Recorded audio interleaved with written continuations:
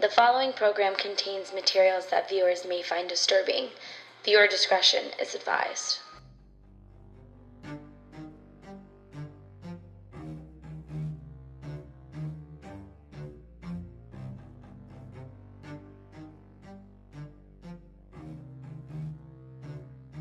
He just grabbed me, like, in between my legs, like, he just grabbed it real hard. And he just gave me this look. It was, like, a very fierce look.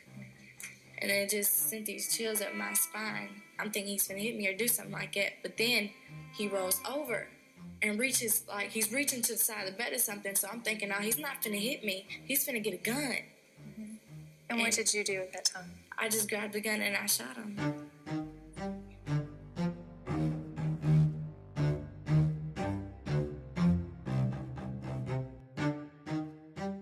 Good evening.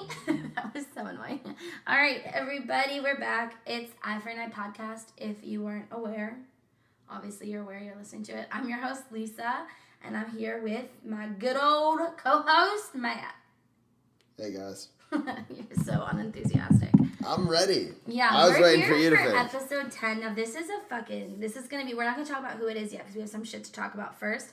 But this is going to be a really juicy case because for the first time in a long time, we've gotten real feedback in real time from you guys. Yes, this is awesome. So that's super, super important. That's what this podcast is about. This is the episode that we've been waiting for. Yep. Not necessarily because of the subject matter, even though it's perfect, but because this is the point of the podcast. We want your opinions. We got a ton of opinions. Yeah, we got some great feedback on this case. We were really impressed with everybody that's tuned into what's been going on and keeping up here. Absolutely. It's very, very incredible. Especially considering when this case took place, which may surprise some people here. Yeah, so definitely we're going to get into this in a little bit, but first we have a few things to shout out. One of them being we want to send our thoughts and our prayers to all these people that are being devastated currently by the California wildfires.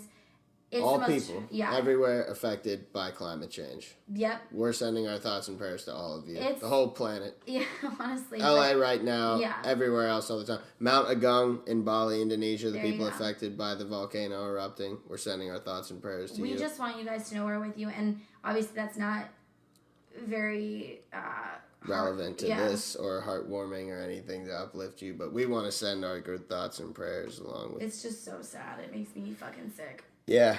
So we're here for you. We hope that you all find safety. You're all healthy. Hopefully your communities will help build you back up. I'm sure, they will, but... Absolutely. That's what I want to Everybody comes together, whatever the hard times come on. So. Absolutely. Another thing I wanted to shout out, we got some reviews that are really exciting. Yes. Matt, do you have them pulled up at all? I don't. Let me pull them up quickly. But yeah, we were really excited to hear back from you guys because this is why we want to do this. We want people to listen and respond. Yeah. Get into the dialogue with us. We've been talking about this for like 10 to 15 years, somewhere in that range. So we want other people to chime in. Honestly, we're so happy when you guys do. I saw, what's the first scary movie I saw? Probably, The Ring. And then from there, I kind of backtracked backwards to, The Shining and, The Exorcist, all of the classics. Because I was a little baby, I used to read about murders in middle school. So that's where I've been. I'm long out of middle school. So this has been a fascination forever. Any shout-outs? I want to read out a couple here, if that's cool. We're going to shout out a few of our listeners who we're super excited about getting feedback from. If you want to be shouted out, what would it be? Shout the fuck out. Shout out. If you want to shout out, I guess there's no tense for that.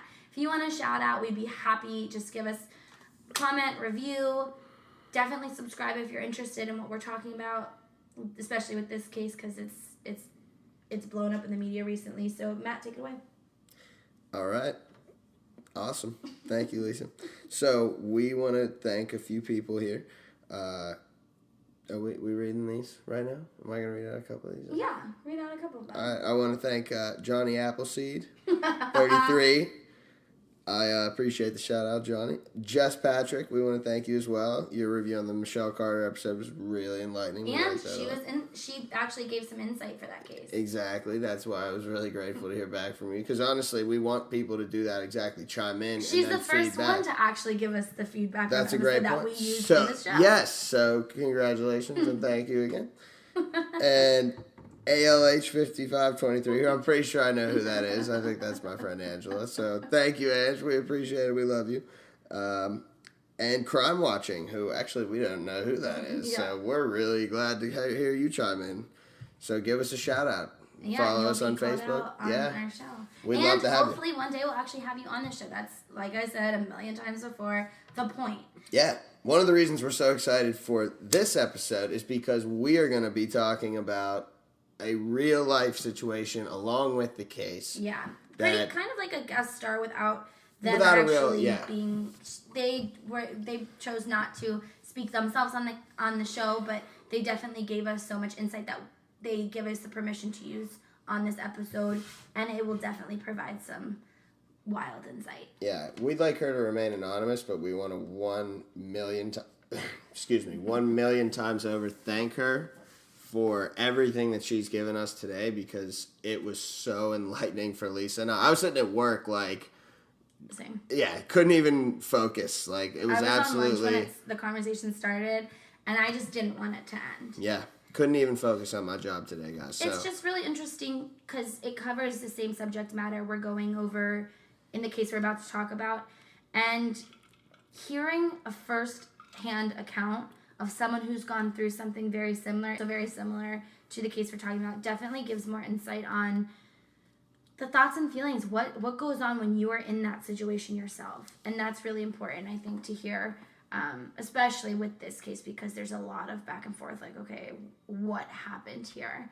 But there were a lot of points that the individual brought up that make so much sense and opened more doors for me that I don't know if they made me more confused or if they enlightened me more. You know what I mean? In a lot of ways, I'm more confused. It added a lot of elements to this already incredibly complex industry and epidemic and horrible situation for so many people. Foreign people who are brought here and trafficked as from day one, or people like our friend and our contributor who kind of stumbled into it and just, were a runaway. Cyntoia Brown, same situation, was a runaway and just kind of fell into a life of absolute, chaos. We don't even know how to account for it. I mean, drug use, sex, multiple people being there all the time, alcohol, pedophilia, partying all the time. I mean, and as a kid, we were saying, like, it probably sounded so cool to her at the time. Like, all these cool older guys are bringing liquor, they're bringing weed, we're having a good time, I'm getting laid, that's cool. And when you're a kid, keep in mind, these were children. They were, both Cyntoia and our contributor were 14 years old when they ran away from home and became embroiled in this. Yeah, so if you haven't figured it out already, the case we're discussing today is Cyntoia Brown's case. Didn't we mention that? No. Oh, shit. Well, yeah. God, I thought we'd mentioned that. No, Matt's, sleeping, I think. I'm not. I'm very much awake. I'm super excited. Yeah. I had thought we mentioned her name. I think that's why you got carried away a little bit. I got a little bit. But it's okay. That was an exciting way to bring it up. You kind of slipped her name in. They're like, okay, is this about her? No, maybe, yes. Yeah. And then boom, yes it is. Yeah. Today's topic is the Cyntoia Brown case. Now, we did want to shed some light on the background of this case before we get into any opinions at all. I don't want to give any opinions until we lay out the groundwork for what happened, what was brought up in court, the trial, everything else, just like every other case. But this one does get emotions boiling, does get debate flowing. So I want to make sure we get out all of the facts that we know. If you follow us on Facebook, you probably got a prelude of a lot of this, but we still have to go over all the instances and all the occurrences. So before we give you our personal opinions and debate what's going on currently with this case and what's going on, we definitely want to give you the background, lay down that background for you, because otherwise I don't feel it's fair. And a lot of people, to my knowledge, don't really know the full background of this story. Because all they're doing is, we're going to go over that. So anyways, for those of you who don't know the background of this case and have just seen it, kind of plastered throughout the media. Even if you haven't seen it on social media or anywhere, it's become recent news. Yep. Cyntoia Brown was born in 1988, which would make her, what, 28? 29. 9. Wow, my brother's 28. I should know this. He was born in 1989. I'm so stupid. Okay, anyways, Cyntoia was given up for adoption by her biological mother, Georgina Mitchell. Biological mother side of the family is extremely heavily loaded with psychiatric disorders. Bipolar, personality disorder, suicidal, manic depressive, which is an guarded condition. At times I've had homicidal thoughts for people that have hurt me. I've been raped, and I've always, wanted to do things to them for hurting me. When she was around 2 years old. Now, by all accounts, Cyntoia's mom, Georgina, did consume alcohol and maybe dabbled with some drugs while she was still pregnant with Cyntoia, which may have resulted in fetal alcohol spectrum disorder. This was something I learned, Matt. I'm not sure if you knew all about this, because I had heard of fetal alcohol disorder. I've heard of that. Fetal alcohol syndrome, I've heard of that. But I didn't know the way the umbrella term is fetal alcohol spectrum disorder. So I wanted to look into that a little bit more. Yeah, I don't know too much about it, but I do know that there are I've read that there are different spectrums for how it can affect you, and that I believe you even noted that it's the most severe is fetal alcohol syndrome, where like you are born with alcohol as part of your bloodstream, right? Isn't that the case? Like where you're literally an alcoholic almost from birth, practically. Like, you'll kind of have like the crack same or symptoms, heroin. Similar alcohol. So it's a very serious, very, very serious disease. Well, disorder, I guess it's a disorder. And it definitely can affect the development of your brain. Obviously, if you're in utero while your mother's drinking or consuming drugs, it's going to affect you later in life. So that is a big part of Cyntoia Brown's case. Still to this day, they do believe she suffered from fetal alcohol spectrum disorder. And a lot of reports, I don't know if they're misreporting or not, do say the disorder under that umbrella term that she suffers from is the most severe, which is fetal alcohol syndrome. So I just wanted to bring that up because that does affect what happened here, at least in the defense's eyes. When Cyntoia was 8 months old, Matt, her mom began using crack cocaine. And thankfully that resulted in Cyntoia being given up to a woman named Elinette Brown. I don't know how that happened. I don't know who Elinette was. I don't know if she's just a random adoptive mother. But kudos to her. She took in this baby when the baby was not in a safe environment. And unfortunately, that doesn't happen as often as it needs to. So I thought that was really important. Kudos to Elinette, even though obviously this ended up a little... We need more people like you, Elinette. We do. Absolutely. Hopefully she gave her a good home, but by all accounts she did. Yeah, by all accounts, Elinette had a very stable household, a very loving household for Cyntoia. But unfortunately, as we see in the reports here, Matt, she did fall into some hard times. Now, Cyntoia obviously... She fell through some cracks, basically, is what happened. Things happen. Yeah, absolutely. I mean, she was a product of her before environment. I mean, they believe she suffered from FASD, which is what we talked about, the fetal alcohol spectrum disorder. The most severe being fetal alcohol syndrome. So they do say that limits your brain functionality to the point where you're years younger mentally than you are physically. And I think that did play a part in her kind of acting out under Elinette's house. Because like Matt and I spoke about just a minute ago, Elinette provided a really stable household. By all accounts, there's not one person says that it was a rough household, that she was abused in any way in this household. It was a loving place for her to be. I think she probably suffered from PTSD despite not even having suffered too much remembering of that. I mean, growing up your first 8 months in an environment where your mother was an alcoholic and using crack, It's great that you brought that up because I don't know if many of our listeners know, but I was adopted from Russia when I was 10 months old, and I've been in and out of therapy my whole life for it. And a lot of the things I've learned is a lot of the way I am today stems from the first 10 months of my life. And I've talked to my pediatricians about it, just from different little things here and there, hereditary things that we're trying to piece together. And it does show that is the most important. The first year of a baby's life is the most important and can shape the way that baby is for the rest of their life. And that Matt brought up, which was a really good point, is she was 8 months old when she was finally taken away from her mother, who was abusing drugs, maybe abusing her. We don't know. We can't assume, but maybe we can. Who knows? If you're on drugs, she probably doesn't even know what she was doing. Right. So thankfully, Cyntoia was able to get out of that situation by the grace of Ellenette Brown. However, like Matt brought up, that first 8 months probably definitely doesn't make any sense. Definitely contributed to her future behavior. Absolutely. And with a mother who has obviously not taken care of her to the point that she had to be taken away in 8 months into her life. I mean, I don't know if you guys have ever smoked crack, but I haven't either. So. What? I'm keeping that in. I thought I'd get a laugh. What? I was drinking water if you heard me just like gag. I'm sorry about that. That was, what the fuck? I haven't smoked crack. Have you? I don't know if you guys have, but me neither. Yeah. I'm not going to, though. But it's a bad drug, so don't do it. It's all not. All right.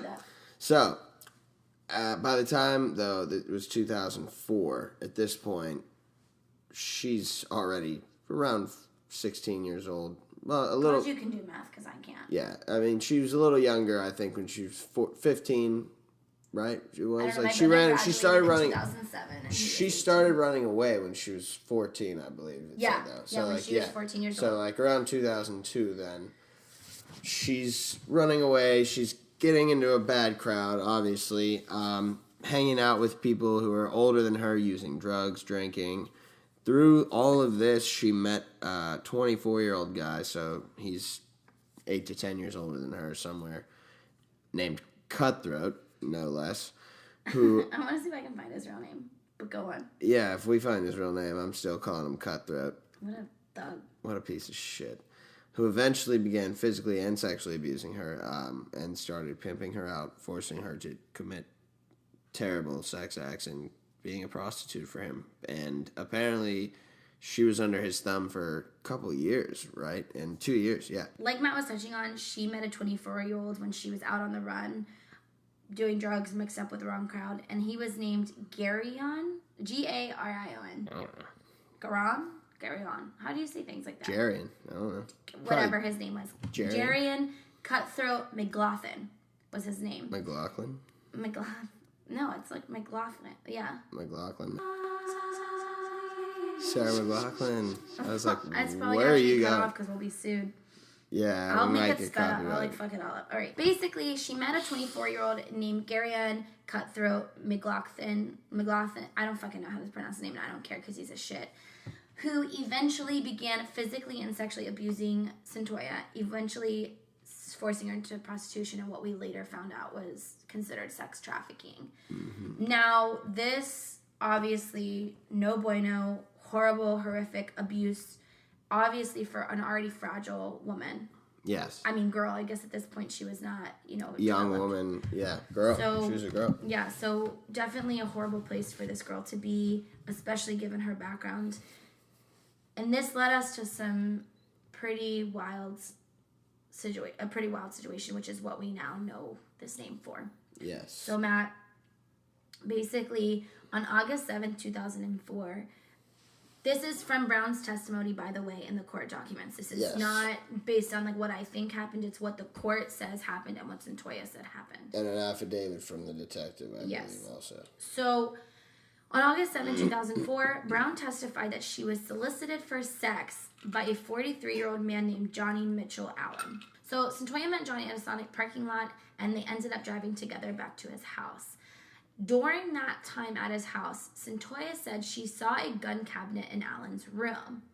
According to Cyntoia, she did resist Johnny's advances until he appeared to reach under the bed.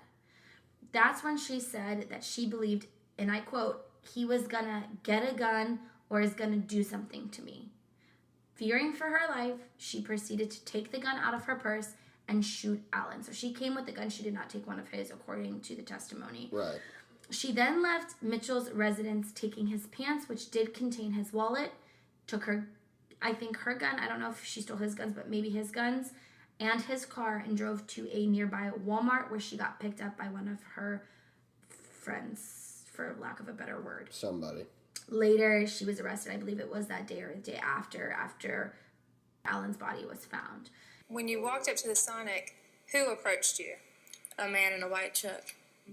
And is this the person that has been referred to throughout this hearing, Mr. Allen? Yes. He didn't want to go to the hotel. He said that he wanted to go to his house because there was no one there. That time he was just finished telling me about his accomplishments and saying how that he used to be in the Army and that he was a sharpshooter in the Army. And then he had told me how a lot of women want him for his money and that he wanted someone to make love with him with desire. Did you see any guns in the house? Yes, I seen 2 shotguns downstairs, and he showed me a chrome gun with a black handle. Where were you when he showed you that? I was sitting at the table eating my food. Do you tend to be a nervous person? Yeah. Was there anything that made you especially nervous that night? Just how he was acting, just how he talked. It's like the way he talked, how he was just so important and stuff. And then me, I look at myself, who am I? Who am I to him? It's like, then he talks about the guns and stuff. If he does something to me, I'm sitting here thinking, what can I do? I'm in his house. Ain't nobody gonna know where I'm at. My mom and them, they don't know where I'm at. This is where things get that's what Cyntoia said happened. She said she was fearing for her life. She was, about to be sexually abused. She thought this man was gonna kill her. And so she took out a gun and shot him in the head. And that is where she shot him. This is where things get skewed. According to the forensic evidence of the case, what they said is they found that Johnny was sleeping when he was shot and killed. And his hands were in a position where they were underneath his body, proving to the coroner and this ultimately made up the prosecution's case, but it proved to them that Cyntoia's claim of self-defense didn't really add up with the evidence. Yeah. So, if he was asleep, and the reason they bring this up, she may have felt in danger, even with him sleeping, but the reason it's relevant is because if she's not in imminent danger in that moment for her life, technically the law says she's not justified in killing someone. For self-defense. For self-defense, right. And that was what she based her entire thing off of. Yes. Now, like I said, she did take Johnny's pants, guns, and his car.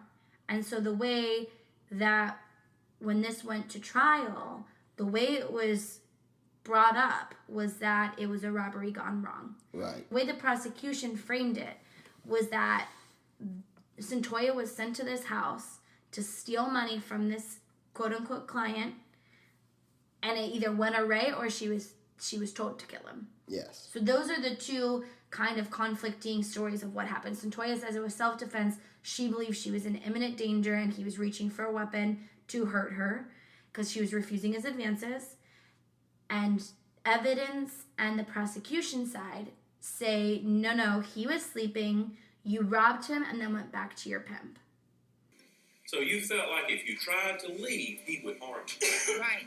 And your belief in that is based on the fact that he told you he had some guns and he's a sharpshooter. Not only that, but the way he was acting. Well, the only thing we know is that he bought you food, he took you home, you used his bathroom, you felt comfortable doing that.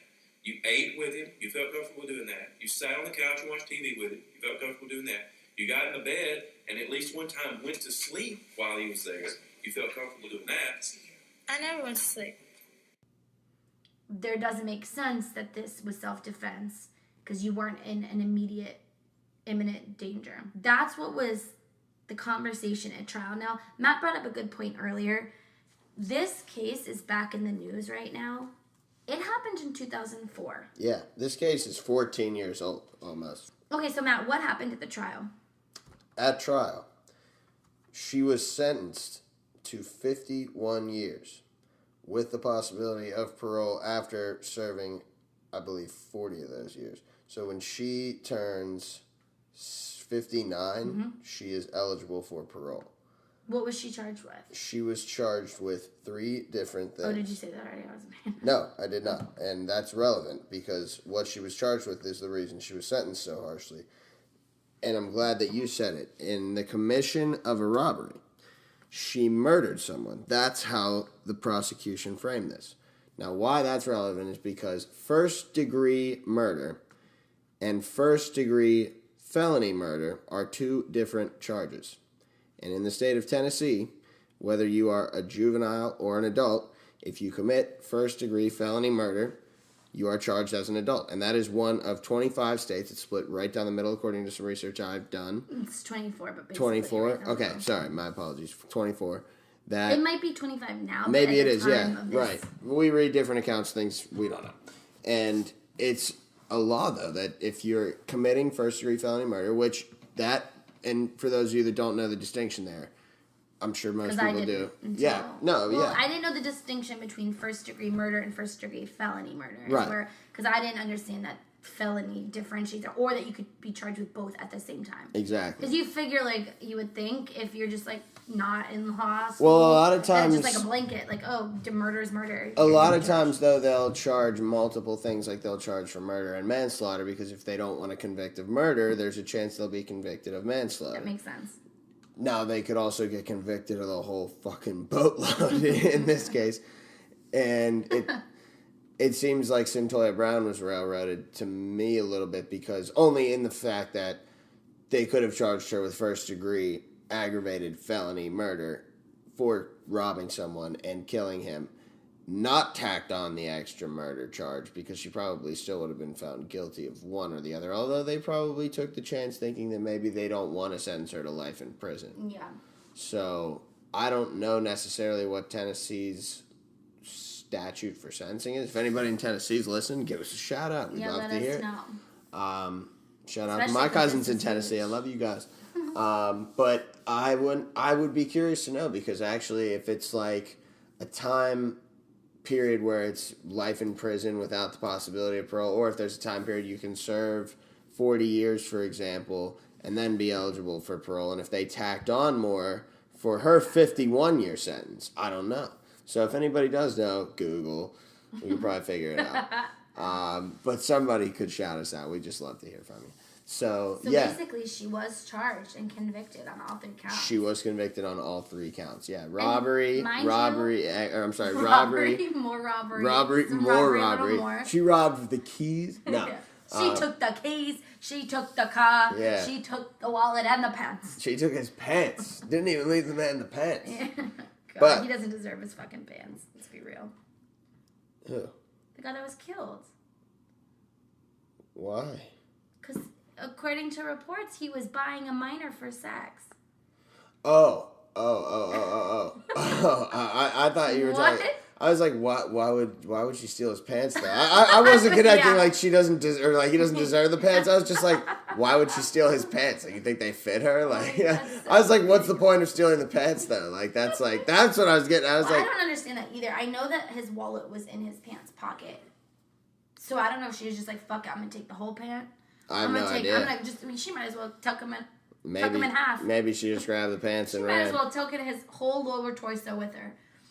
But the crazy part is she was sentenced to 51 years without the possibility of parole for a crime that she committed at the age of 16. Now, mind you, with SD, fetal alcohol, FASD, she was said to have the mental capacity to understand things as the same as a 10-year-old. That's a 4th grader.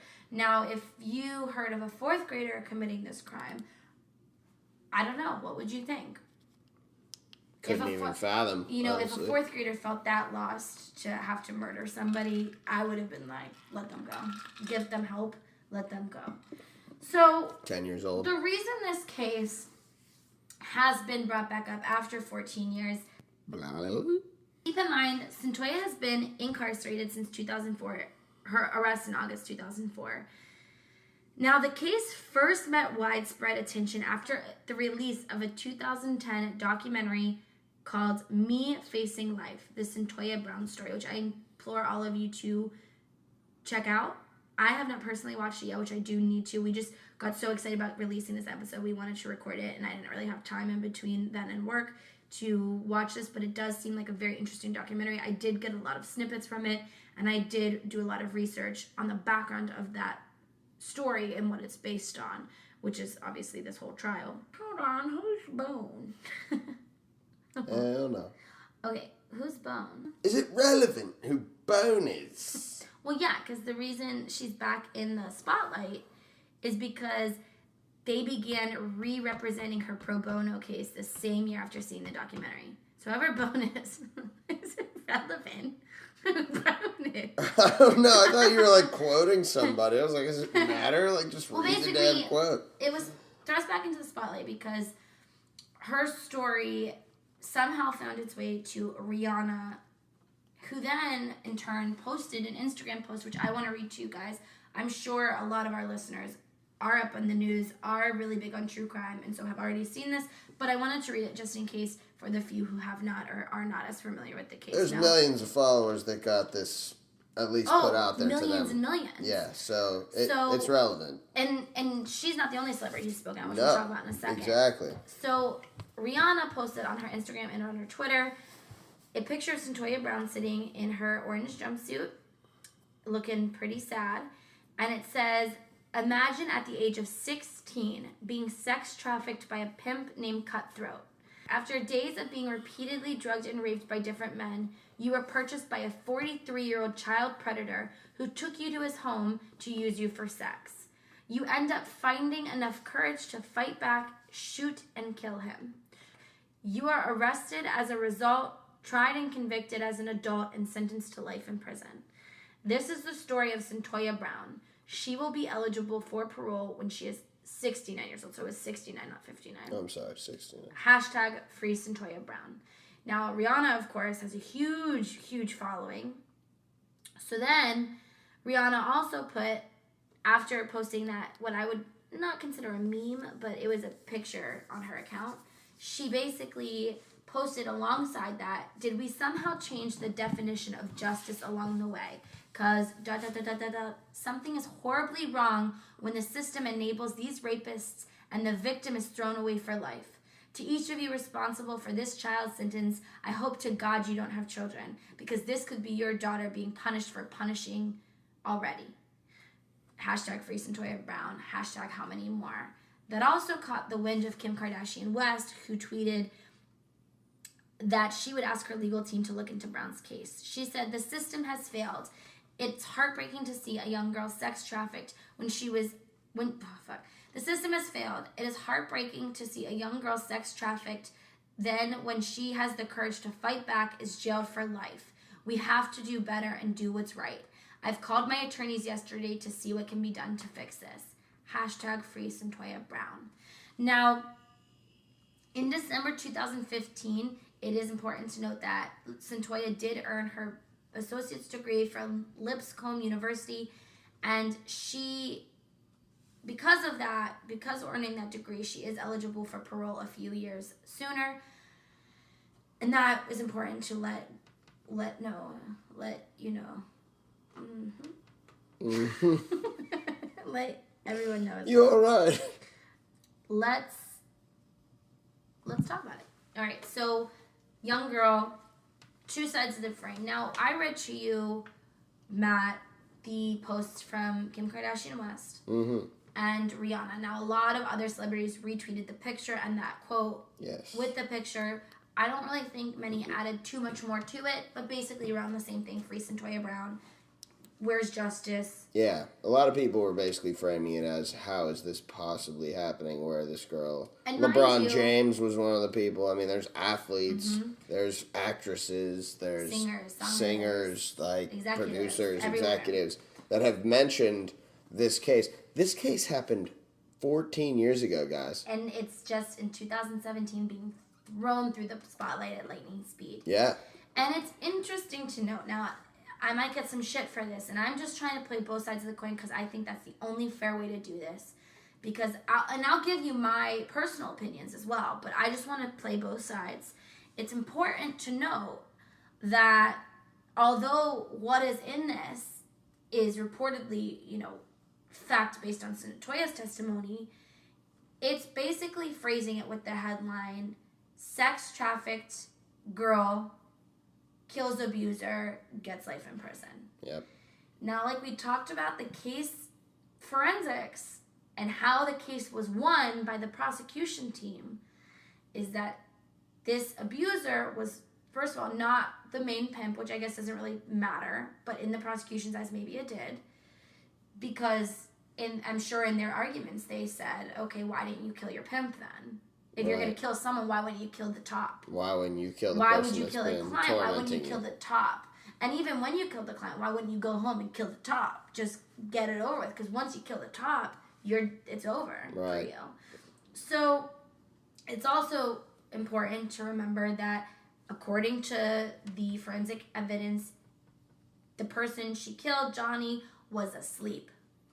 Again, making the self-defense claim a little less not accurate, because like Matt said in the top, you could still feel like you're in jeopardy. You could still feel like you're in trouble, in peril, even if your abuser isn't actively abusing you. That is important, but what I'm saying is it's not touching on the forensic facts of the case, so basically what I'm saying is when I first saw this case come up in the news, I thought, wow, this is bullshit. And I still feel that way. I still feel like this is the most ridiculous sentence I've ever seen. It's definitely, in my opinion, over the top as well. And we'll get into eye for an eye for sure. But when I started researching it, instead of having this concrete block thought about the case, about what I thought I knew about the case. Right. We got much more in depth than that. There were little cracks everywhere. Okay, well, this does make sense with what the prosecution is saying. That doesn't mean the prosecution is right.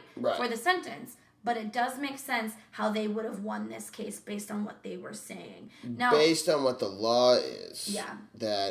And that's what a lawyer's job is. It's exactly. Not an attorney's job is to follow the suit of the law. So what they're not saying is, did she steal from this guy and kill him at the same time? Which, yes. Yes. By even her accounts. She admitted to that. She admitted to all of it. Just the way she framed it was self-defense. Exactly.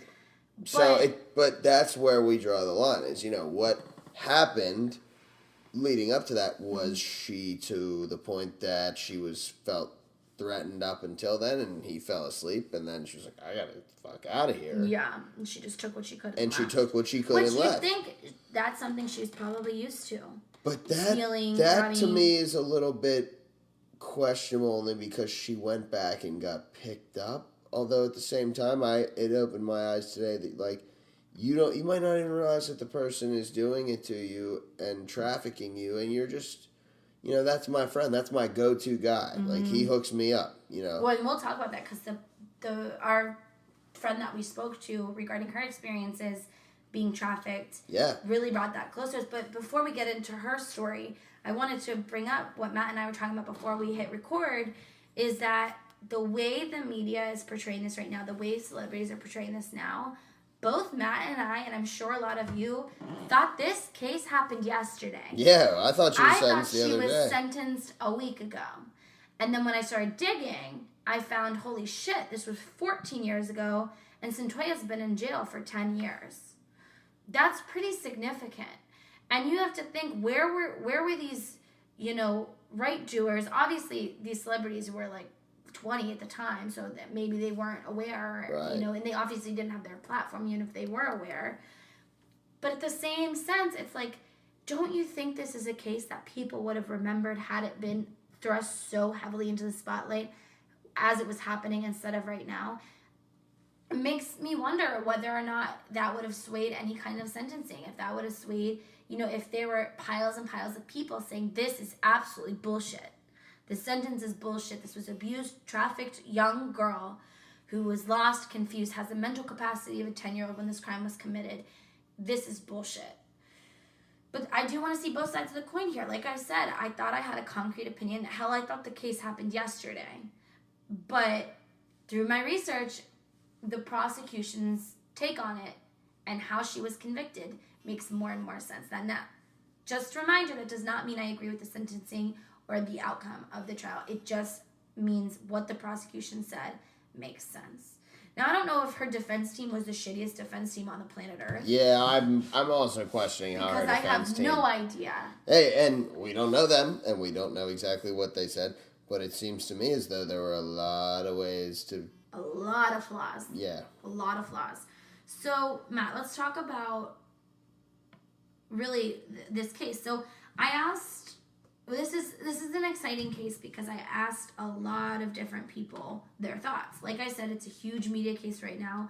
Everybody has seen it at least once. Somewhere pop up on their timeline, Instagram, whatever else. So I posed the questions, basically what I've been saying. My questions were as follows. And you can still answer these today. We still want to engage with you guys regarding this case. Because they're appealing her conviction, because they want to revisit the sentence that she received, since she was a minor at the time of receiving a life sentence. I want to revisit this as many times as we need to, as many times as it makes sense. So my questions I posed to many different groups I'm a part of, including our own Facebook group, which is, again, I4iPod. Well, yeah, it's at I4iPod on Facebook. My questions were, what are your feelings on this case? Do you think she was acting in self-defense, committing a robbery gone way wrong, or something else? Do you question anything about the case, and if so, what? Do you think the background of Cyntoia should play a part when it seems the man she murdered had little or nothing to do with her being in a sex trafficking ring and abused? Do you think the celebrities who have spoken out are going 100% by fact or emotion-based only are going 100% by fact or solely emotion based on only some of the facts of the case being hugely publicized? Those are questions I posed. I got a lot of feedback. We have a lot of people interacting with this, which is so exciting because it's our first case where we've really gotten the feedback that we've been craving. And I wanted to read a few of those answers, and then Matt and I will discuss our feelings on the case, and then we're going to get into our personal interaction with someone who has been a victim of such a heinous crime. Yes. So let me read some of these interactions I had. So yeah, we love it. Thank you, guys. Yeah, absolutely. So on our post on our I4I Facebook page, we received an answer to my question. So this comment comes from a Pam, and it says, I believe she should be let go. Several reasons. 1, minor being trafficked. 2, she was trying to get away from an abuser physically, mentally, and sexually. Choices are, in parentheses were, stay in it or get the hell out. If it was so easy to just leave, don't you think she, along with others, would get out? Do you think this is a trip for her and others to have to live with? Half don't even know what is happening to them. That's so-called trafficking. Yep. Maybe putting yourself in her shoes would help you make up your mind. So it's absolutely a valid point, I think. I think Pam makes a wonderful point. I think it is nothing that's comprehensible to anyone unless you've lived it. Even when you lived it, it's not comprehensible. And that's a point that we talked about a lot. You do not need to be actively being abused to be abused. To be being abused. I think, like I said earlier, a lot of what opened my eyes today was realizing that people can walk into this. You don't necessarily get kidnapped. It's not like Taken. You know, like, it happens like that where people are picked up, kidnapped, snatched, and, drugged and tossed into an organization or an industry somewhere that they've never been. It happens. But, I mean, we spoke to someone today who literally was like, I ran away from home. I had a friend who had a friend. And that's kind of what it sounds like Cyntoia Brown stumbled into. She was just hanging out with the wrong people. It got wild. Didn't realize that it was the type of situation it was until you're already so far down the line that you can't really get yourself out. Yeah. You just thought you were having fun and life's great and, doing drugs, I'm doing drugs, I'm getting laid, I'm chilling with all these cool different people. And that's not to say that this is what every situation is. No, of course not. There is people who are abused, who are defiled, who are raped. And like I said this to Matt earlier, the person who we spoke to regarding, and like I said, we're not going to use her name for her sake. However, the person who we spoke to earlier did say she liked sex. She felt like what was happening to her was good, was not, maybe not good, I don't know. Maybe if not that's the good, word, but like it was not like abnormal. She said it wasn't abnormal to her. Yeah, like, for sex people, was a normal part of her life. She liked it, so why not for do people it? to want to have sex, like it wasn't abnormal. Yeah, you know? absolutely. But that doesn't take away from the fact that she was raped. Yes, she was mistreated. Just because and raped. in the moment she believed she was consenting or kind of paying these people back for giving her a place to stay, because as Matt mentioned, she was a runaway. It does not mean that when you are 14 years old that it's any less of a rape. So we don't want you to think because the person we spoke to said, you know, I liked sex, so I didn't think of it as abuse at that time. That does not make it not abuse. So, like Matt said, you don't have to be snatched, you don't have to be kidnapped to be trafficked. You could walk right into this situation, not even realize it. And the woman we spoke to, our friend regarding this, who was trafficked, who was a victim of this heinous crime, said straight up, I didn't even realize I was being trafficked till years later. Yeah. I didn't even realize I was in an abusive situation till years later. Like, watching a video and being being exposed to it. Yeah, in a class about what was actually happening. She said she was like, "Holy shit! This is what I went through. I didn't know this was abuse. I didn't know this was trafficking. I didn't know this had a name." So it can happen like that. It can happen as a kidnapping. It's important because a lot of movies portray this, or even the media accounts portray this as you have to be kidnapped or snatched, or you have to fight and say no for it to be abuse. That's not true. It's just simply not how it is. And it's pervasive, like we said. I mean, it's not even something that people necessarily notice right away. But, you know, if you ever, and I just, you know, we always like to throw in a little something, but if you ever see something that's questionable, please, everyone, just, you know, make the phone call to CYS or Child Protective Services. And teach your kids to do the same. Yeah, tell your kids to do the same. Because if any of their friends come to school with bruises, or if any of their friends come to school and are... don't come to school. Don't come to school or acting different. Like, you know, please educate your kids. Give them some... It would be better to be safe than sorry. I'd rather call and it be a false alarm than miss one call and have the potential to save a life. Exactly. Or get someone out of a horrible situation. So, back to the conversation we were having with our viewers. So, Pam and I were going back and forth discussing. And like I said, I was playing devil's advocate. This is not me saying this is how I feel. This is me saying this is what the prosecution used and this is why I think they won. Like I said, I don't know what her defense was doing. But Pam made a good point. She said, well, what I said back to her was, from research, she wasn't with the guy she killed more than 24 hours before she killed him. Like I said, I never said I disagree. I merely want to discuss the facts on the case. Even in her testimony, she did say, I thought he was reaching for a gun. However, all accounts show that he was sleeping when he was killed. This made her not, what's it called when you lie in court? This made it questionable. Perjury? It made her story questionable. Perjury, if it was. Because the evidence did not line up with what she was saying that happened at that time. So then I'm sure the jury thought that, hey, clearly she's not this, the way she's recounting this is not the way it happened. Right. What else is she not recounting correctly? Whether it's intentional or not. Yeah, so I mean, it just causes speculation. Yeah, so then Pam said, well, I said, I think there's more to the case than this just abused, trafficked girl kills trafficker. After this back and forth with Pam for a little bit, she did make a really good point, and she said, very well could be. But to give her life when pedophiles and even murderers get less time. In her mind, did she feel she had a choice? Or better yet, what was she thinking? Survival, freedom. How would a child figure out what to do? I'm like you, only giving my opinion. Fear does a lot of crazy things. And I think that's a really good point because... Very important to note. Because it's true. There are pedophiles and sex crimes and murderers. That we've talked about murderers who've gotten less time than this. Matt, I just thought about that. That's very true. Who have Vince Lee, out of jail. Out of jail. Fucking, who else? Issei, out of jail. Out of jail.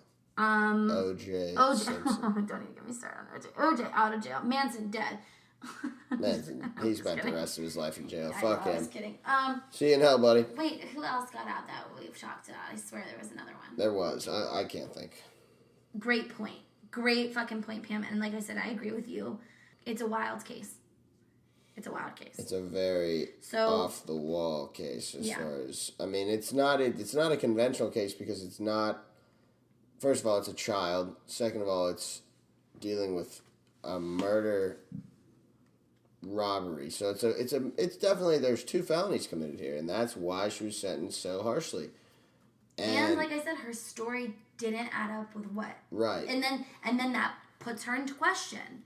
That puts her reliability, her memory into question. Because you said A and B happened, and that equaled C, but we're seeing A, B, C, D, E, F, G happened. You know what I mean? It's one of those things. And I think that hurt her case. She testified one thing, evidence showed the opposite. So that calls into question her credibility. Exactly. Is she lying or does she just not remember? And either way, what she's saying is not adding up. So that's not what, that couldn't have been in that moment what happened. That does not mean, like I said before, that this was not a prior instance where he was trying to rape her and he was reaching for a gun, maybe just passed out and went to sleep. We don't know. We don't know. But what happened in that moment, which she says differs greatly from what the forensic evidence states, and I think that has to do with how she was sentenced. Yes. But now, I want to read another comment, though. I want to say thank you again. Yeah, I want to give another shout out to one of our listeners, and thank you so much for your comment. I'm going to read, if you don't mind. It may be about what the man did or wanted to do to her. It simply may be she had had enough of being treated like a piece of meat. She could just snap. Maybe she thought if she became a killer, the pimp would let her go, as she may then kill more of his customers. Don't forget, she was not mature enough to figure this out in a well-balanced way. And I love that Matt was kind of giggling there, because it is kind of... It is. It's a little ironic to think that way, but that's the cause good, for speculation we're talking about. That's the good point to bring up. That's a huge point. And I really appreciate that perspective, honestly. And that's what I was saying earlier. Why, like, she should have just killed this guy and then went home and killed the pimp. Right. Like, just go on that little spree there. I'd rather go. We don't know what Cyntoia was thinking in this whole thing. Maybe she was thinking, you know what? If I blow this guy away, go back and show him he won't fuck with me anymore. I'll take the money and I'll walk out of here. Like, fuck him. We don't know. Good point, Ann. That's a great point, Ann. We appreciate that. Any perspective that's unique like that, we love to hear. We also want to thank our friend Kelly, who did leave a comment on here because she said, because I believe the man she killed had little to do with her involvement in the prostitution ring, correct? I think human trafficking has become a huge issue more so recently than ever, that celebs are using their status as a platform to try to act like they know what the hell they're talking about when they aren't looking at evidence.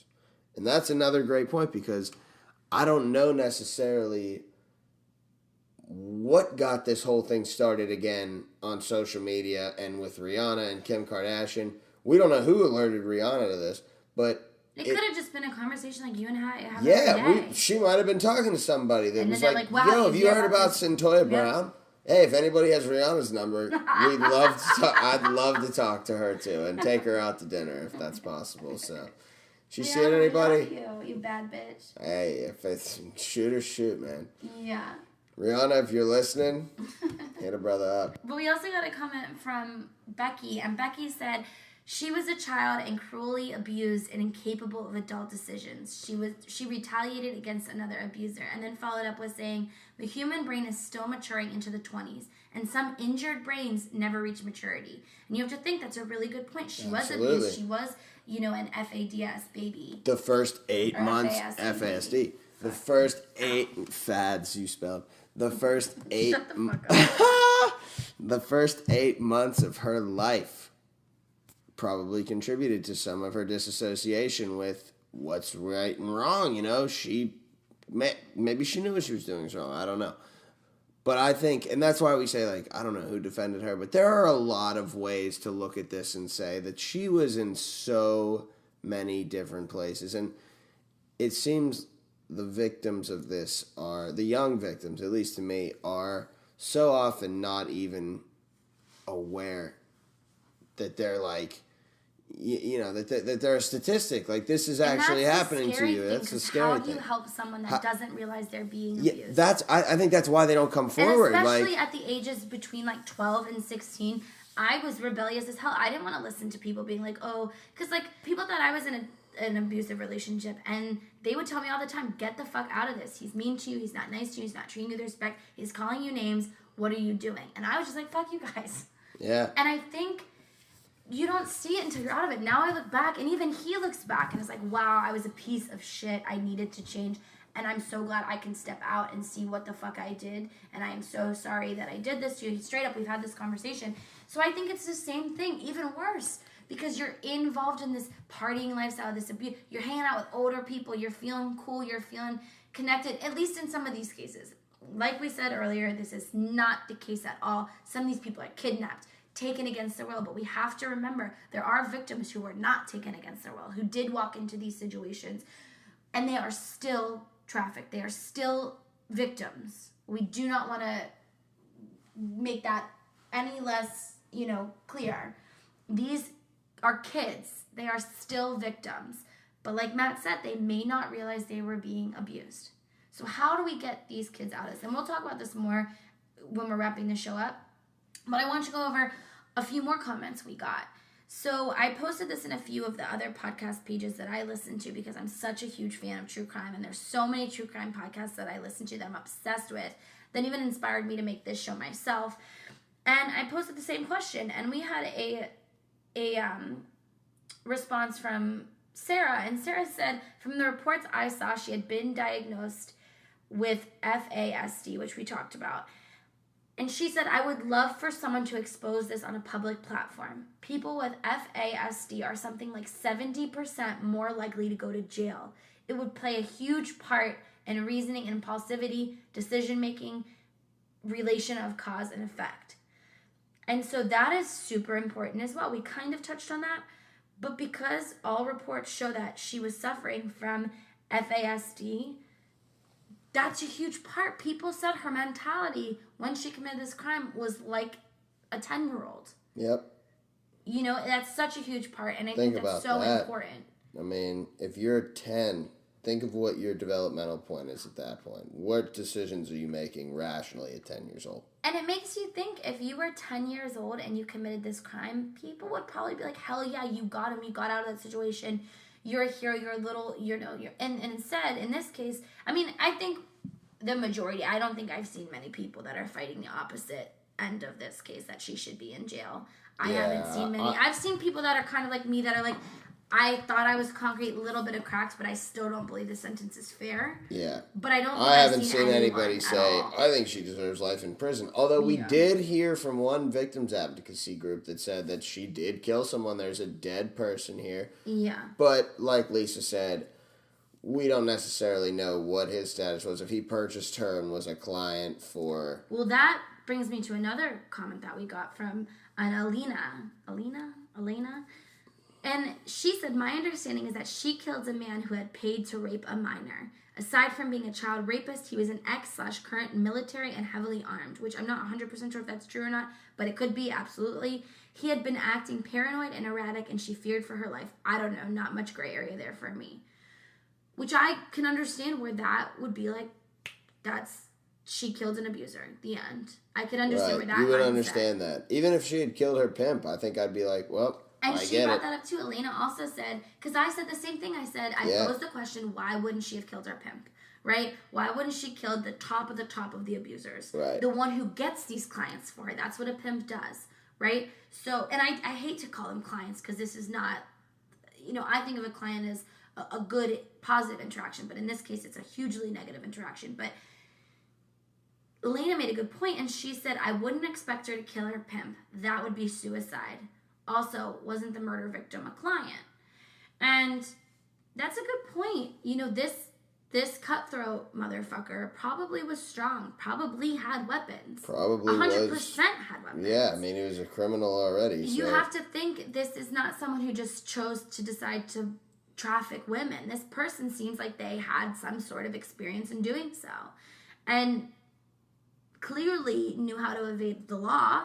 And so that is a good point, that why would she kill her pimp? Because if she failed at killing him, that's suicide. That's a suicide mission she's on.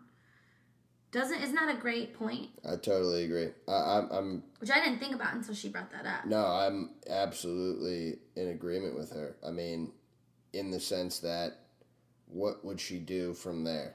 If she kills her pimp, where does she go? Mm-hmm. She gonna Who's she going to call? It's so funny because it's almost like you're having this conversation with Elena, because the next thing she said was, it doesn't sound like she was trying to make a long-term life change. She was a kid with FAS and PTSD, and she had heavily armed paranoid scumbags stirring next to her, and she reacted. You also have to keep in mind why vulnerable girls and women stay with men who abuse and exploit them. It's all so complicated. It's a great point, Elena.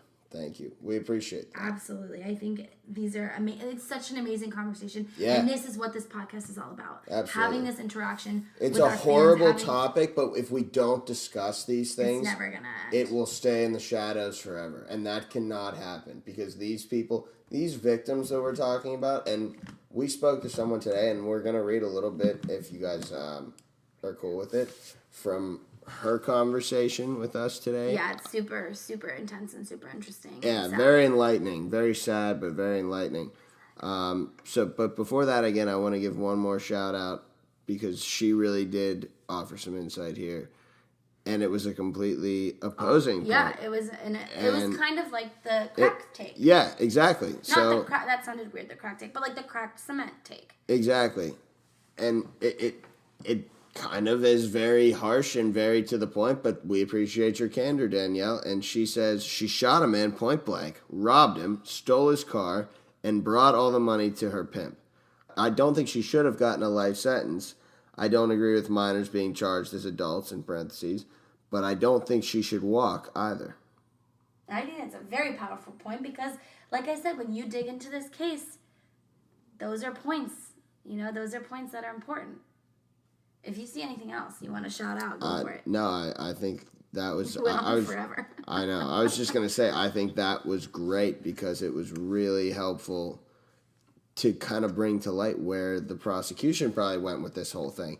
They did go. Yeah, I'm saying I'm not sure what they said at closing, but I'm sure it probably sounded a lot like what she just said. Are you the lawyer? Yeah, are you the prosecuting attorney on this, Danielle? Away? But we appreciate you, absolutely. Absolutely, I think that's really important to get, like I said, all sides of the coin, because there are two sides. There is a victim on both ends. Absolutely. Someone died, and somebody was trafficked for regardless sex. of who this man was, if he was a piece of shit, trash, human, pedophile, shitbag, he still was a person who died at the result of this, right? So we have to make sure we're seeing. We don't know that's what he was. We assume that's what he was from what we can tell. Yeah. And Jennifer also agreed with you, Danielle. She said basically the same thing, that she thinks she's done her time and she thinks she shouldn't have gotten, or she doesn't think she should have gotten completely off for killing someone, but she thinks she's already done her time, which, like we said, she's been in jail for about a decade now. Right. A little over a decade. This post is a really great segue into our guest. We got some really good feedback, and actually through our interactions with a couple of chat groups, we came across a young woman who was willing to share some of her story with us. And as we said, she will remain anonymous, but we want to thank her. We appreciate everything she said and gave us the insight that she offered. We just asked her a couple questions if she could and was willing just to answer them. And she was very open and candid, and we appreciate that so much because obviously it can't be easy to talk about this. And this was over a decade ago for her as well. Which really speaks to it, because even with the sexual abuse allegations going on, even in media and in politics right now, it's never felt safe for people to speak out until recently. And I think a lot of victims of these crimes still don't feel safe to speak out. And I think this woman who we spoke to is so brave and so amazing for sharing her story, because it does bring an insight that you would never otherwise get. Right. It's a completely other side to we can talk about this. We can offer like our opinion, and until our faces turn blue, exactly. But it doesn't mean anything until we hear, and that's what we said. Like, this brings so much legitimacy to this conversation because we heard from a victim. We got some insight from someone who went through what Cyntoia Brown went through, or something very similar. Something similar. And like all situations are different, but in this case, it really opened my eyes. A lot of the stuff she said to us, Matt, was very powerful. And things Absolutely. You don't think of. Not things you would consider. Because you don't see this in the media. You don't see this portrayed. Right. And all stories are different, so it's just a different flip of the coin. All right, yeah. So it's very important insight, and I think it's incredible. It is. Now, I asked a few questions. I asked her, how long were you in the situation you were in, and like approximately what age was it? What experiences could you offer? And something our listeners may not expect, which we got that. In Cyntoia Brown's case, what do you think you would have done? Would it have been the same? What advice would you offer to anyone concerned about sex trafficking going on in their area, and how can we keep our eyes open? And any other advice she would like to share, that would be awesome, greatly appreciated. And she responded, and as we said, thank you again so much for everything. Hi, I was not gone long. I had run away from home. I was 14. My friend in the city knew some older guys who would drive the 45 minutes or so to pick me up. They brought me to their friend's apartment where my friend was at. I had spent the night before in the woods, so I was pretty achy. Someone offered me a pill, and I took it. Then the blur begins. Spatters of memories, vivid moments. There was no main, quote-unquote, pimp that I knew of, but looking back, I think I knew who it was. He had me stay at his family's house. It was an older man and woman and several young kids, elementary age, that seemed to be the grandchildren. One of the girls braided my hair and taught me double dutch. They were doing me a favor, you know? Housing me, feeding me. I did not suspect a thing. That man told me he loved me. He wanted to protect me. But then, for whatever reason, I had to go stay with his friends at a hotel. I had the mindset that sex was how I could repay these men for all their help, quote. Next day, new friends, and so on for a few days. I was slowly being moved towards Wisconsin. I didn't know that yet, but I knew I was being taken out of the city. The entire reason I left home, other than family dysfunction, was to live in the city. So this guy expected me to cook and clean. It was really weird, like I was his wife.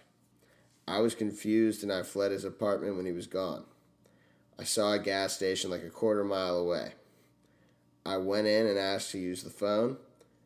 They asked if I was good, gave me food, and my mom came and got me. It was not the first time I had run away, by far. She figured it was like the rest and never really even probed about my time being gone. It felt like 2 weeks. It seems unreal, to be honest, looking back. You reading that gave me the fucking chills. Obviously, I read it earlier when she was talking about it. I'm reading it again. Reading that? Oh my god! Wow, like you putting it all because she sent it in a bunch of like broken up text messages. It came in a bunch of texts. So like, oh man. So reading it as one like foul swoop, holy shit, Matt, I got chills. Dude, I'm pretty. Oh man, What a powerful. What experience. A story. I mean, the way that happened to her.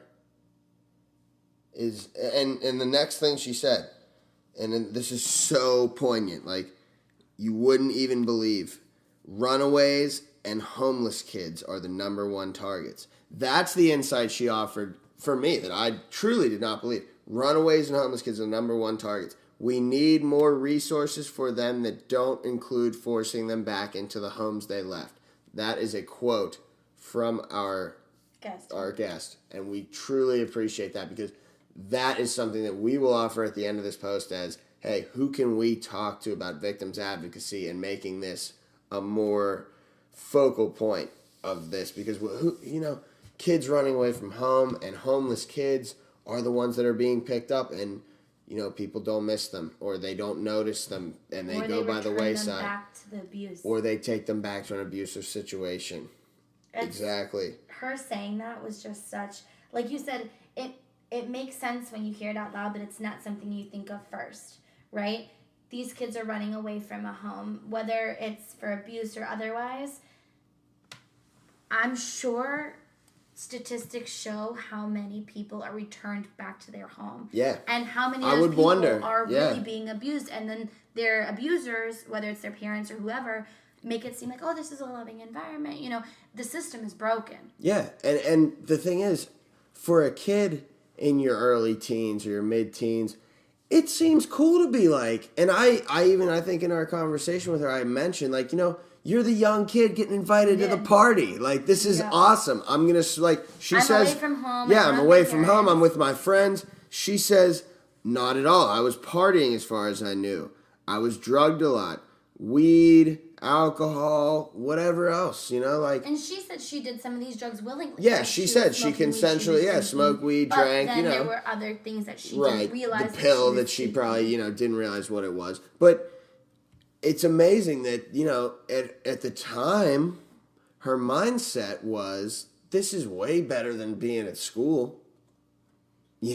That's probably true. She probably at the time as a 14-year-old kid was thinking, I would rather be partying with my friends, not necessarily this than at home with my mother, whatever the situation. And it's, Which is what I really want to find a resolution to. Obviously, I'm one person and I can only do so much. But this is insight that I never would have thought of. I've researched a lot of crimes. I've researched a lot of kidnappings and sex trafficking issues. In crimes, but I never thought of it that the victims, up until today, really, that the victims sometimes seemingly go along with what's going on. They think it's a party. It feels better than where they were. And only in hindsight did they really shit. I was in this horrible situation. I was being abused, but it was so poignant to hear her say, I thought I was at a party. Yeah. It just felt like a 2-week-long excursion, a binger away from my parents. It just felt, obviously some parts were weird, didn't make sense. I could feel that they were moving me or that they were, that this was abuse. Right. But at the end of the day, this was better than where I came from. And the scariest thing to me and the most prominent part to me about that statement is how do we get kids out of these scenarios who don't believe they're being abused, like you mentioned earlier. It's beyond taking the law, which takes time, and right. There's also distrust there, which she brought up. Right, absolutely. There's distrust in that system. It's like the same thing. That's with the thing. Sex workers. Of these people, with sex workers, a lot of these people that come out or accuse someone of sexual assault or molestation or something unseedy at all. I mean, anything at all.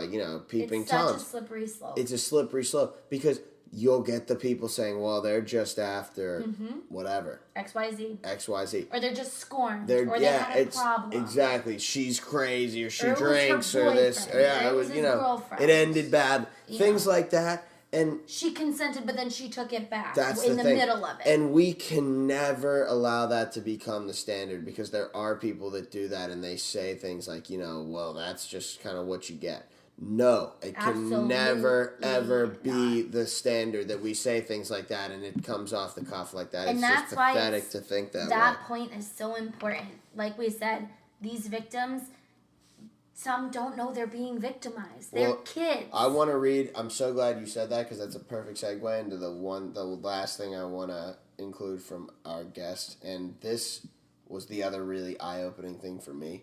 You asked her when did she realize something wasn't right? That she was in an abusive situation and that things were going wrong and she needed to get out. She realized it years later in a class when I was reading about sex trafficking in a women's studies class. We read a whole book about it.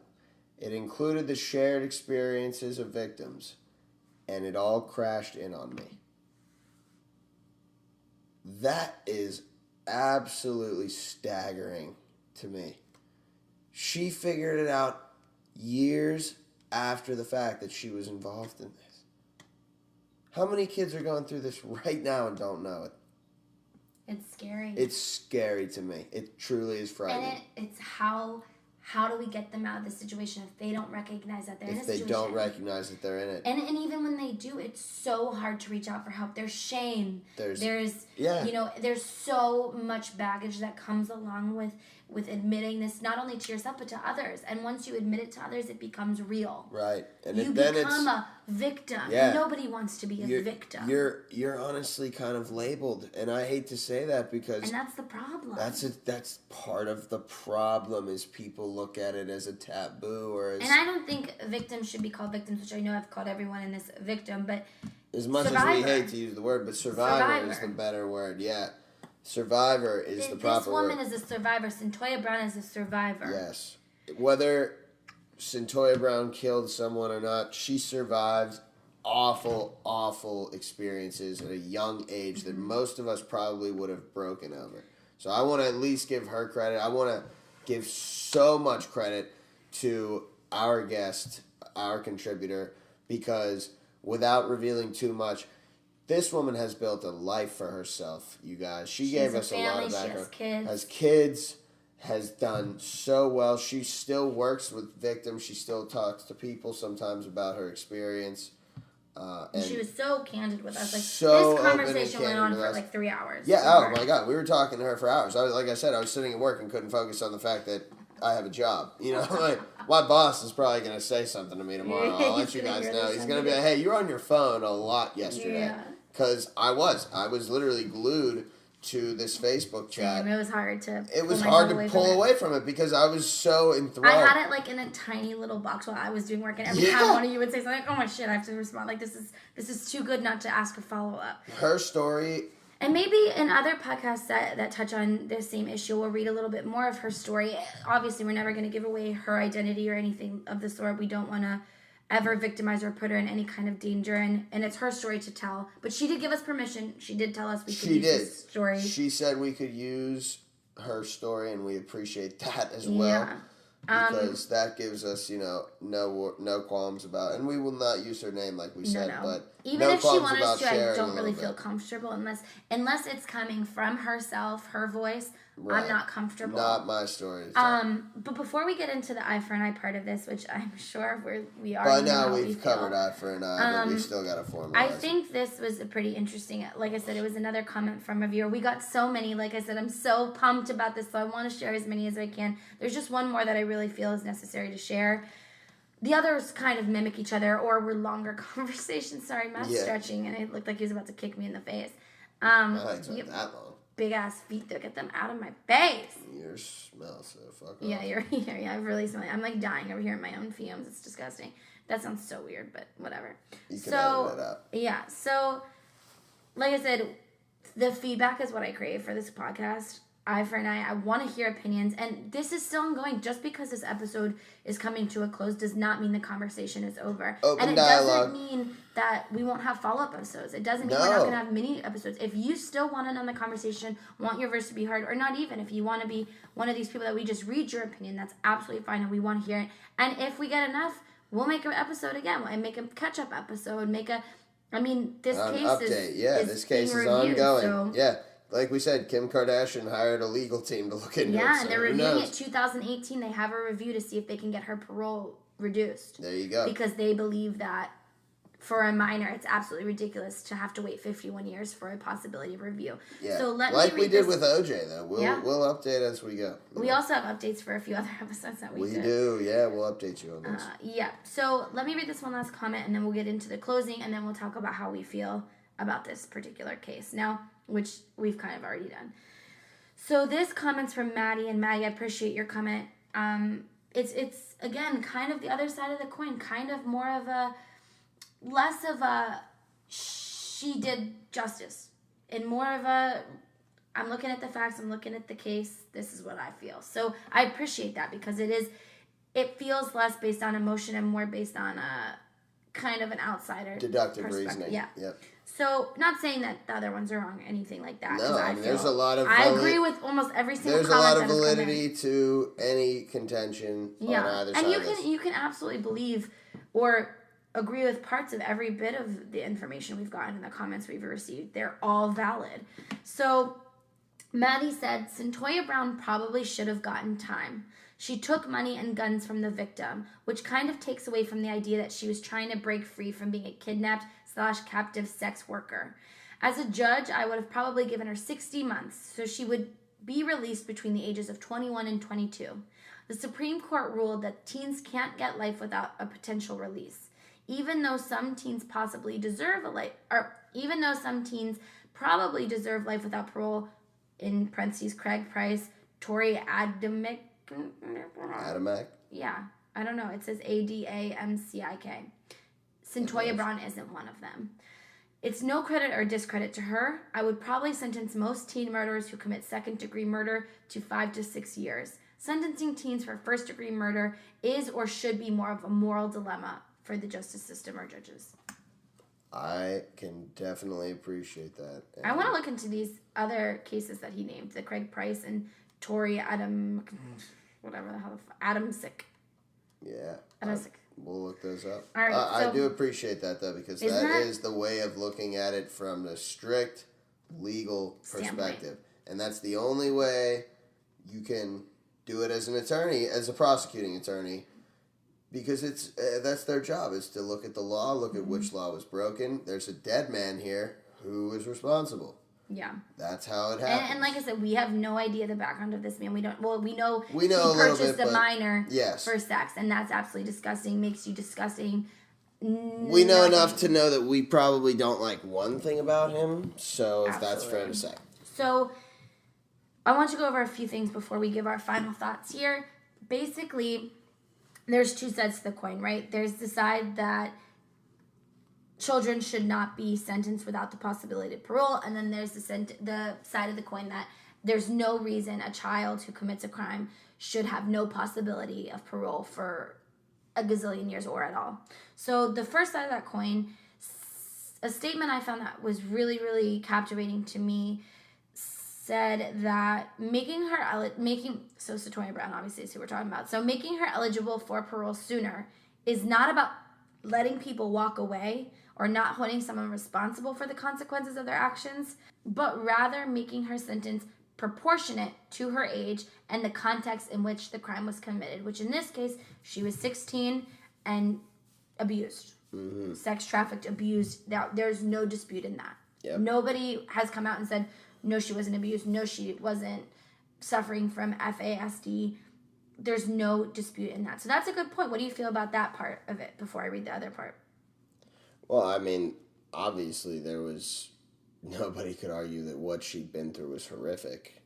To that point, does that justify murder? That's a good point. See, that's where we're at. That's what that's the contention is. That's the contention, is where we draw the line. And that touches on this next point. Like, so could she have not killed someone? I don't know. Maybe not. Personally, I'm the type of person who's like, if has a samurai sword under your bed. What? I said you're the type of person who has a samurai sword under your bed. I do have a samurai sword, but that's not part of it. I was gonna say, yeah, like I think we should castrate rapists and put a big tattoo, burn an insignia into their foreheads, and make them walk around like that as eunuchs. I agree.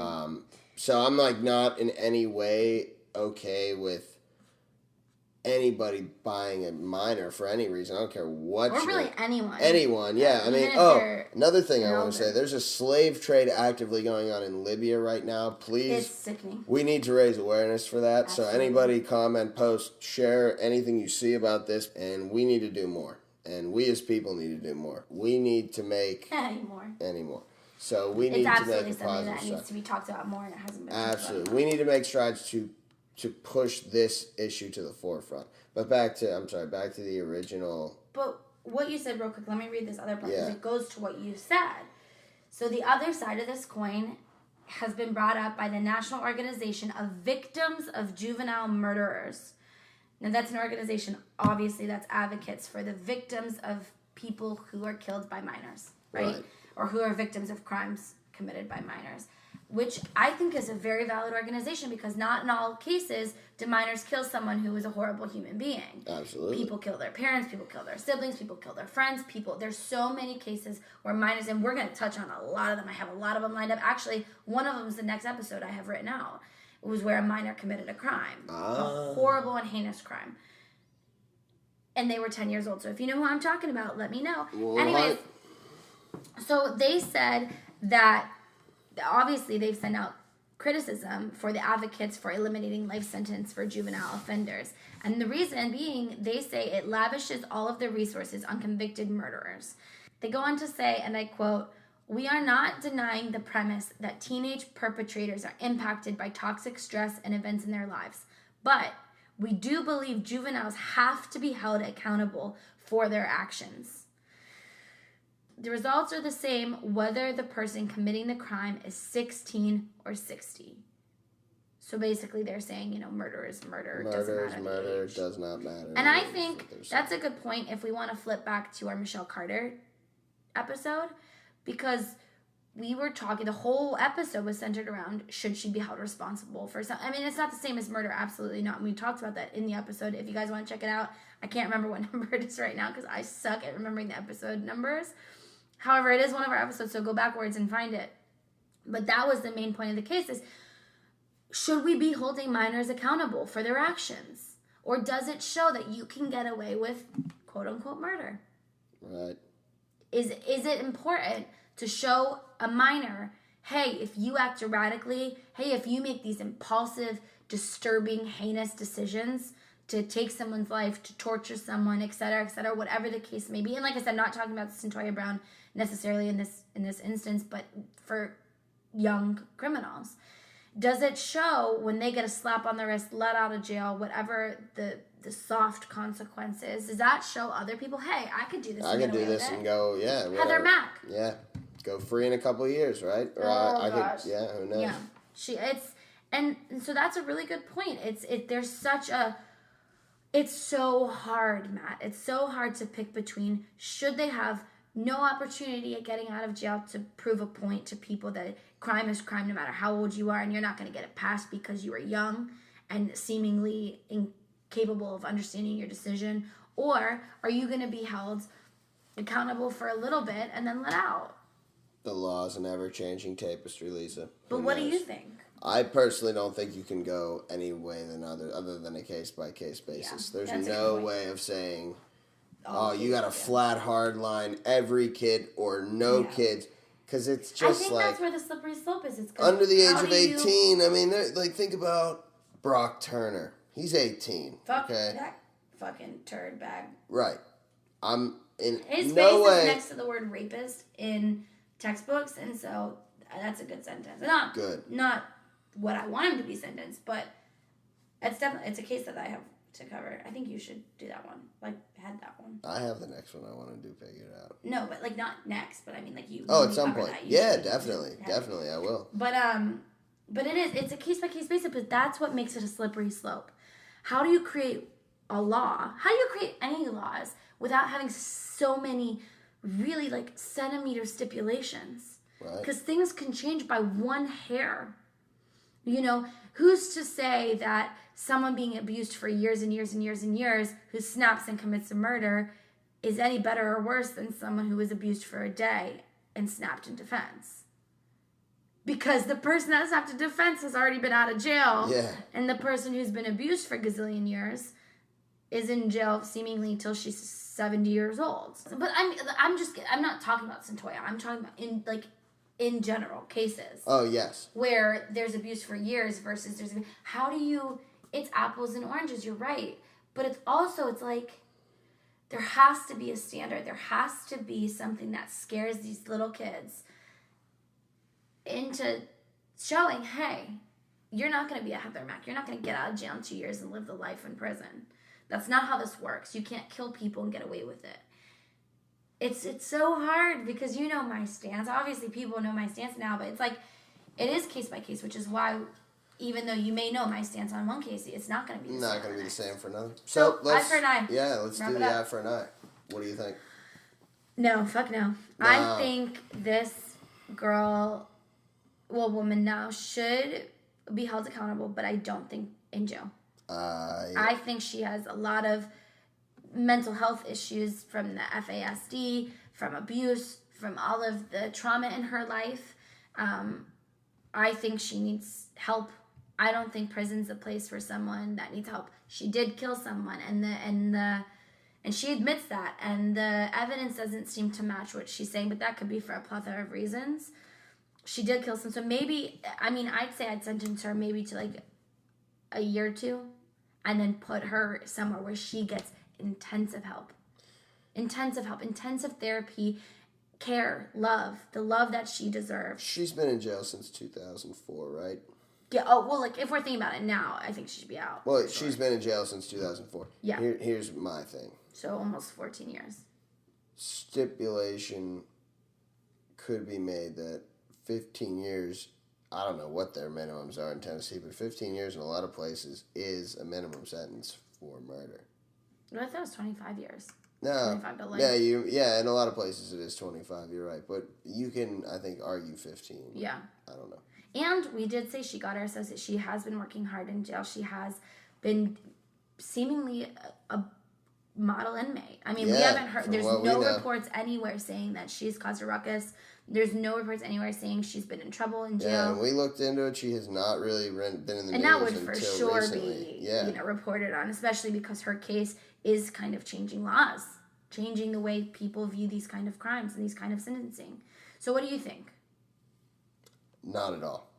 Not at all. What do you think should have happened or should happen? I think she should be released, and I think she should, like you said, receive psychological counseling. I don't believe that she should have ever been sentenced to 51 years, but I do believe that she should have been punished for killing someone. What do you think the sentence should have been? If pretend she's not in jail right now, and it's happening right now as we speak, like we thought the case was happening. I think 15 years is a pretty good, reasonable number. I agree. I didn't even think about how long she's already been in jail. I think 15 years is a pretty good, reasonable number. If she served another year and a half or so in jail, I think 15 years for murder, and we don't necessarily know why she killed him. Maybe she was robbing him. Mm-hmm. Maybe she was escaping. I don't know. It's fear, or like our total hypothetical. We don't know. Snapped. Maybe she snapped. We don't know. It's all hypothetical until we really know. So I'll say this for her, though. There are so many factors in sex trafficking, and especially child sex trafficking, that we have to consider that she must have been in such an awful place by the time this took place.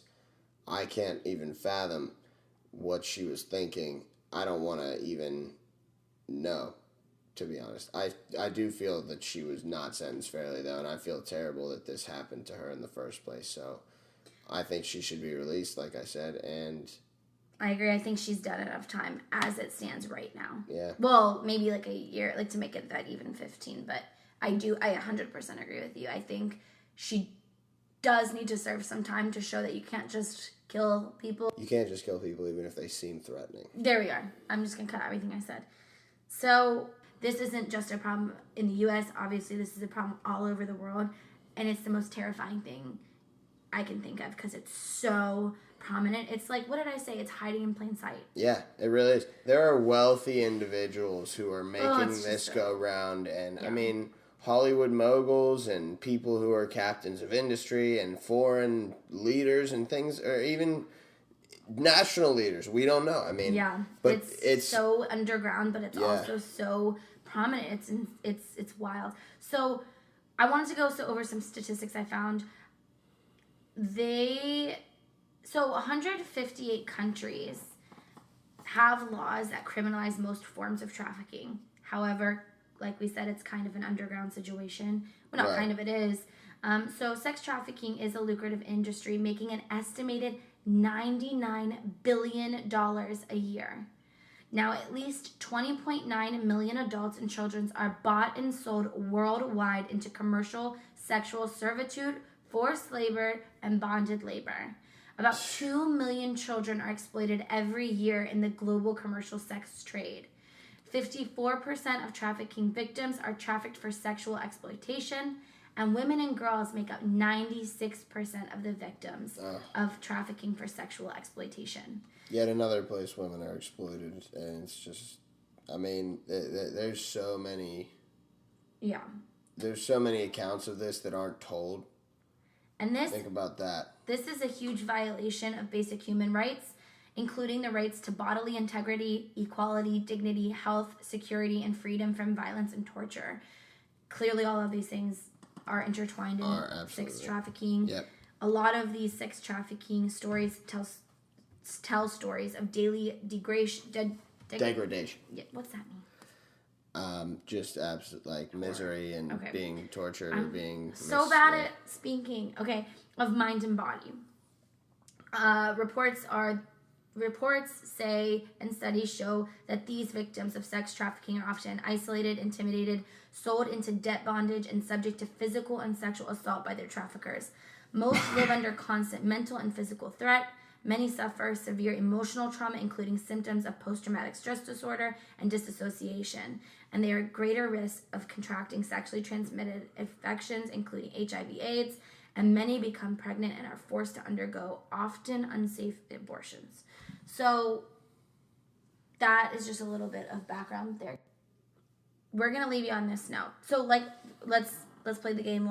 Subscribe, please review and rate us, please. Yeah, that helps a ton for you guys that have Apple. The reason we're begging you is not because we want to become super popular, which would be great, but we love it. That helps us be noticed on iTunes. It makes it easier for you to find our episodes. If you don't want to subscribe, it just makes it easier for us to come up on iTunes. That's the main reason. The more people that rate and review us on iTunes, the more people see it when you search things like true crime. Yeah, and that's important, and we really appreciate the support. And we do. And it means a lot to us, so we don't want to beg for your affection, but we would really appreciate it. We have so many downloads. We see the numbers rising every single day. It's incredible. It's way more than we ever thought that it would be 2.5 months into this podcast. Absolutely. It's incredible, and it's only growing. Every time we release an episode, it gets bigger and bigger. If every single one of you reviewed us, literally, we'd be on the top. We'd be in the new and noteworthy. If every single person who's been downloading our show, we'd be up there. So please like us, rate us, review us, leave us comments, interact with us, engage with us. The conversation's still going. It's not ending anytime soon. Let us know cases you want to hear about. Yeah. Let us know cases you want to be in on. In case you didn't hear Lisa, please. We really want your input. Don't make us come after you. We will. We don't know where you live. But we have a special set of skills. Matt sent me this link, and I want to leave it with all of you guys, especially for those, which it seems like everybody's on the same page about this part of it. A retrial for Cyntoia Brown is necessary. So this is on change.org. The whole link is www.change.org/p/Tennessee. Hold on, I have to read it all. /Tennessee-re-trial-for-Cyntoia- there has to be an easy way to get this. Brown. It will be in the link. Let's just say it's going to be in our show notes. So just check it out there. But basically, what this petition is, it's by Nosha Wilson. Thank you to Nosha for doing this for Cyntoia and for all kids that are, trafficked. This is a big case, even though it has to do with murder and it's a little more morbid than, it could be. It's so important because it's so important because it's starting this conversation about sex trafficking. It's opening up your eyes. This is a problem all over the world, and this is a problem right in our backyard. Yep. So what I wanted to do is read what she's trying to get. She's already got 900, oh my gosh. She's already had 195,116 people sign this petition. And what it says is Cyntoia Brown was only 16 years old when she received a prison sentence of 51 years for first-degree murder. She murdered a man named Johnny Allen who had been sexually abusing her, which, like I said, we don't know if he was ever going on. But anyways, she was a victim of sex trafficking and was later sold to the man she had killed. She feared for her life and believed that he would kill her first, so she killed him before he could kill her. I pray that this petition helps Cyntoia get a retrial, her case dismissed, or a shorter sentence with time served, which, like we said, has already been about 14 years. Please sign this petition calling for a retrial of her case. This is a very sad story, especially due to the fact that she was only a child when it happened. Going through the things that she went through at such a young age is very traumatizing, physically, mentally, and emotionally. No one can ever understand what that does to a child's mindset. If she didn't build up the courage and take a risk to save herself, she would still be going through the same thing or sadly dead. Our laws really need to change to stop letting people like Johnny get away with things like this. Cyntoia needed help after what she went through, not her life taken away from her once again. Sign this petition calling for her retrial. #Justice for Cyntoia Brown. So let us know your opinions. What do you feel? What side are you on? Sign the petition. I don't even think it's sides. It's like, are there cracks in your cement, or do you think it's you're set in stone? Yeah, that's what it is. So if you feel strongly about this, or you know people who do, please implore them to sign this change.org petition. And I will put the link in the show notes, and I'm going to cut out me reading it because that was ridiculous. All good. All right, Matt. That wraps up one of the most cool, not cool, oh my gosh, one of the I would say it was pretty cool. I mean, one of the most important cases we have done. Absolutely. Because For it's me, so relevant. One of the most enlightening by far. I mean, we got to experience firsthand something that goes on much more often than we are willing to. And all the feedback was so incredible. Like I said, thank you guys so much for all of that. We love you guys. We love it. Thank you guys. All right. Good night. Peace.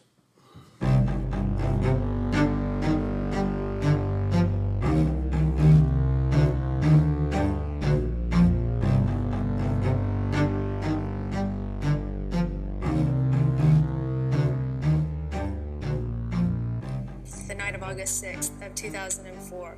Where did you begin that evening around, say, 7 o'clock? I was in the hotel room. And what were you doing with Cut in the motel room at the In-Town Suites? We were either getting high or having sex. That's all we ever did. He said that I was slipping and then I was starting to become a slouch, that I needed to get out and get on my grind and get some money. When I left, I was looking for a ride so I can go out to East Nashville. Who were you going to see in East Nashville? Well, I wasn't going to see particularly anyone. I was going to an area that I knew was very, I don't know, it's a lot of people go there and prostitute. Okay. I remember one time, the first time he did something to me is when he choked me and I passed out. At least I thought he was a joke. What else did he do to you? He talked real bad to me and then jacked me up. He pulled me by my hair and dragged me and stuff. He put guns at me, got me a strap and stuff like that, getting that with other people. Did you ever have sex with the guys? When I put a gun up to me, I did. Did he have sex with you too? Yeah, he had sex with me. Sometimes I didn't want to have sex with him. He'd still me. I'd be crying and everything. So how come you stayed with him? You're not listening. I made him money. He wasn't gonna let me go nowhere. He told me he'd kill me. He knows where my mom lives. And I know the dude choked me till I almost passed out. He's not a freak.